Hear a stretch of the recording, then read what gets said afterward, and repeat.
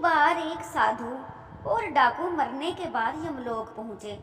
जब यमराज ने उनके बही खातों को देखा तो कहा, अगर तुम अपने बारे में कुछ कहना चाहते हो तो कह सकते हो।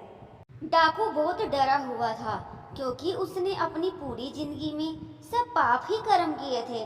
तो डाकू शब्द में बोला, महाराज, मैंने जीवन भर बहुत पाप किए हैं। मैं बहुत अपराधी हूँ। जो आप मेरे लिए तय करेंगे वह मुझे स्वीकार है, क्योंकि मैंने अपनी जिंदगी में कभी कोई अच्छा काम नहीं किया। डाकू के चुप होते ही साधु बोला, महाराज, मैंने अपने पूरे जीवन भर बहुत तपस्या की है और भगवान की भक्ति की है। मैं कभी भी असत्य के मार्ग पर नहीं चला। मैंने कभी भी झूठ नहीं बोला और मैंने सदैव सत्य कर्म ही किए हैं। इसलिए आप कृपा करके मेरे लिए स्वर्ग के सुख साधनों की व्यवस्था कीजिए।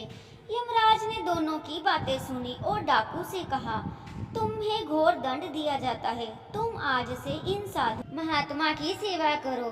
डाकू ने बड़ी विनम्रता से और सिर झुकाकर उनकी आज्ञा स्वीकार कर ली। यमराज जी की यह आज्ञा सुनकर साधु ने आपत्ति करते हुए कहा, यमराज जी, मैंने अपने जन्म में तपस्या की है। अगर मैं इस पापी के साथ रहूंगा तो मैं अपवित्र हो जाऊंगा। मेरी तपस्या और भक्ति का पुण्य भी व्यर्थ हो जाएगा। यह सुनकर यमराज जी क्रोध में आ गए और गुस्सा करते हुए बोले, निरपराध और भोले व्यक्तियों को लूटने और हत्या करने वाला तो इतना शांत हो गया कि वो तुम्हारी सेवा करने को भी तैयार है। वो तो सिर झुकाकर खड़ा हुआ है। और तुम हो कि सारा जीवन भर तपस्या करने के बाद इतने अहंकार से ग्रसित हो। तुम्हारा घमंड अभी भी नहीं गया।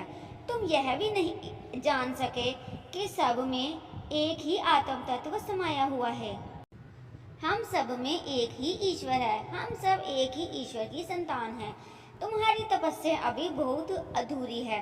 तुम्हें आज से अब इस डाकू की सेवा करनी हुई। यही तुम्हारा पश्चाताप है।